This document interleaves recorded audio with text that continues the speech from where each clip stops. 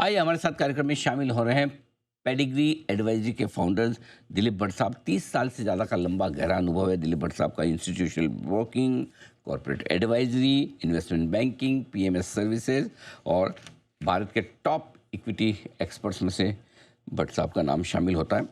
और बाजार की बड़ी गहरी पकड़ और समझ रखते हैं, चाहे वो मैक्रो लेवल पर हो, चाहे वो माइक्रो लेवल पर, स्टॉक स्पेसिफिक लेवल पर भी। आइए उनसे करते हैं मुलाकात। सर, सबसे पहले बहुत बहुत स्वागत है आपका जी बिजनेस पर। पहले तो आपको, आपकी पूरी टीम, पूरे परिवार को नए साल की बहुत बहुत शुभकामनाएं। 2025 का साल थोड़ा मुश्किल भरा रहा, अंत भला तो सब भला भी था, मूड माहौल ठीक है, लेकिन क्या रहे सर 2026 से क्या उम्मीद है, क्या डायरेक्शन आप बाजार का देख रहे हैं, समझाएं sir. Anil ji, it's always a pleasure talking to you. मुझे लगता है जिस तरह से रिस्पेक्ट आप कमांड करते हैं एंकरों में, मुझे लगता है बहुत ही कम, शायद ही कोई होगा जो जिसका लोगों पर इतना विश्वास है, इतना बिलीफ होगा। So I think that's really very nice to know that. And second thing is, आपको, आपके परिवार को, आपके जी में सभी लोगों को मैं कहूँगा वेरी मेरी क्रिसमस, और आने वाले सालों के लिए बहुत सारी शुभकामनाएं। And thank you hope sir. It will be a very prosperous one. Thank you sir. आप, आपके द्वारा आए ये शब्द बहुत मायने रखते हैं, means a lot. Thank you so much sir, बहुत बहुत धन्यवाद। बताएं सर। अच्छा, मुझे लगता है कि शायद अगर हम 2026 की तरफ देखें, तो अभी भी लगता है हम क्विकली अगर हम सम अप करें कि क्या पॉजिटिव्स और क्या निगेटिव्स है। आई थिंक पॉजिटिव्स में तो सबसे बड़ी बात यही है कि government under mister Modi is very very proactive. और जिस तरह से वो एक एक कदम उठाते हैं, जिस तरह से वो ट्रांसफॉर्मेशन कराते हैं, जिस तरह से रिफॉर्म्स कराते हैं, आई थिंक ये मार्केट के लिए, इकोनॉमी के लिए बहुत ही अच्छा रहेगा। In the long term markets will continue to look good.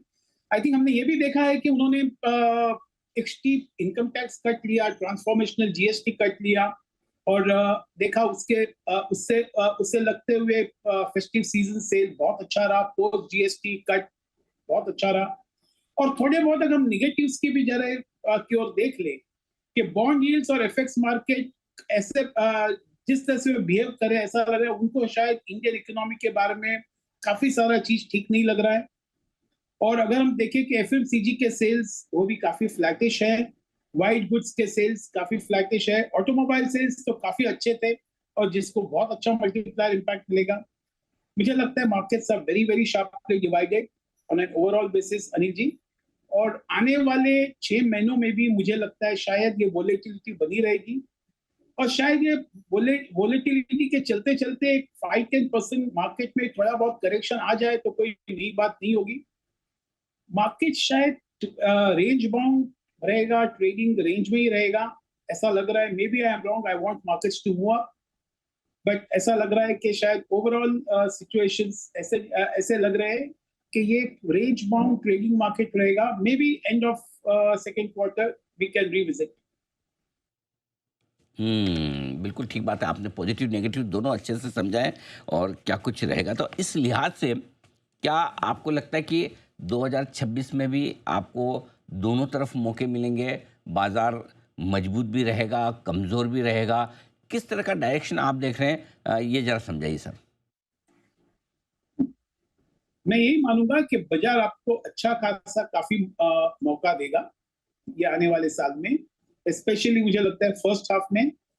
क्योंकि जिस तरह से वातावरण हो रहा है, जिस तरह से निफ्टी अगर हम देखें is at an all time high, और ब्रॉडर मार्केट्स को देखें तो ब्रॉडर मार्केट्स में बहुत डैमेज हो चुका है, मिड कैप्स, स्मॉल कैप्स, जो ज्यादातर रिटेल पोर्टफोलियो में है। और ये हमें ये नहीं भूलना चाहिए कि retail is the one which has supported this particular market in a very big way, जहां पर एफआईज लगातार अनअबेटेड सेलिंग कर रहे हैं।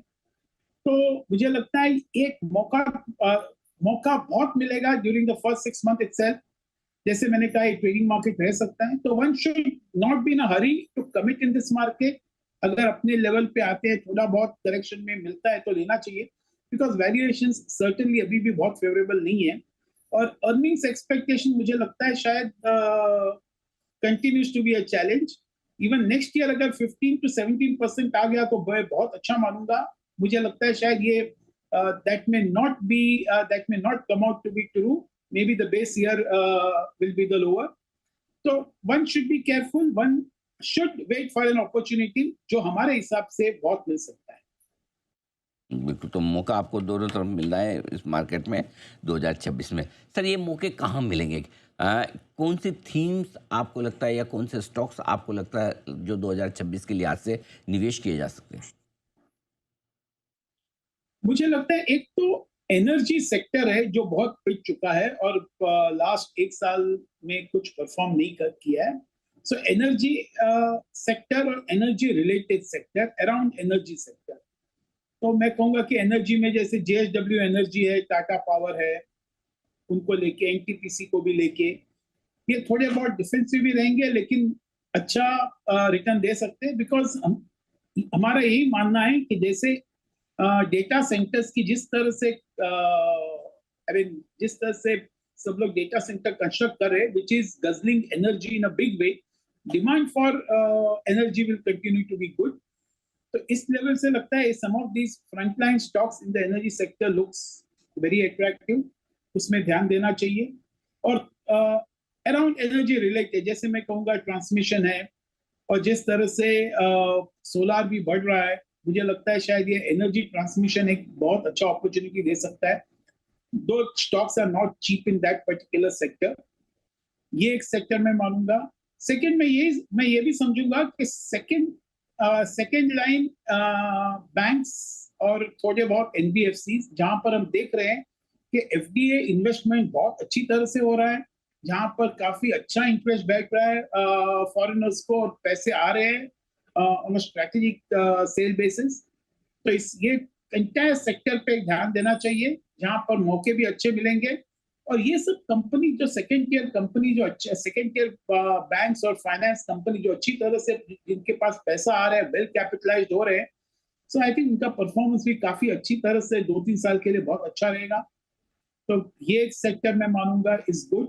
मुझे लगता है आईटी सेक्टर मुझे लगता है एक बार देखना चाहिए, ऑल फ्रंटलाइन आईटी सेक्टर्स में जरूर ध्यान देना चाहिए।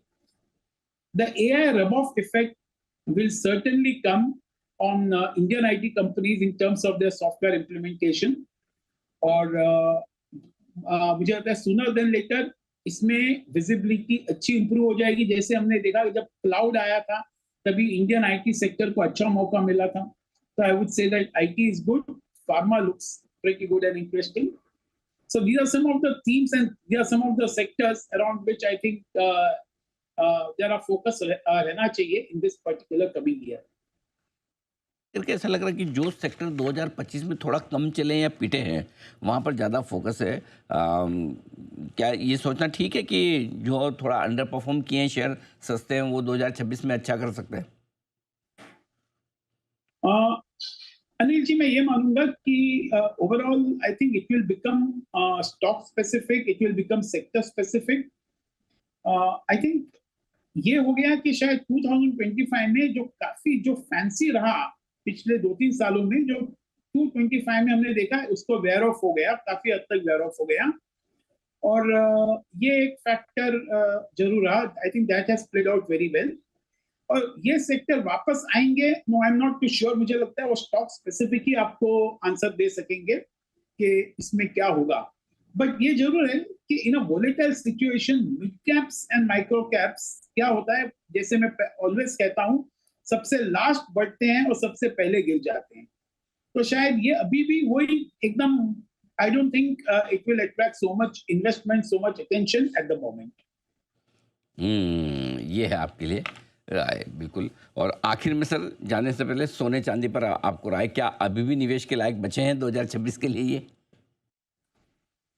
अनिल जी, एक्चुअली मैं काफी बार मैं कह चुका हूं कि आपका 10% ऑफ द पोर्टफोलियो गोल्ड में रहना चाहिए। अगर वो 10% रहता तो शायद वो बढ़ के अभी 15 to 20% हो जाता। I always believe that over last 2 years, और दिस ईयर बहुत ही अच्छा किया। लेकिन मैं ये मानूंगा कि यस, इन अ एनवायरनमेंट जहां पर uncertainty is ruling very high, लोग बहुत अपने आप को वल्नरेबल समझ रहे हैं, बिकॉज इकोनॉमी जिस तरह से डिसरप्शन हुआ है world wide, gold and silver for strategic investment purpose or also for industrial purpose will continue to look very good and solid.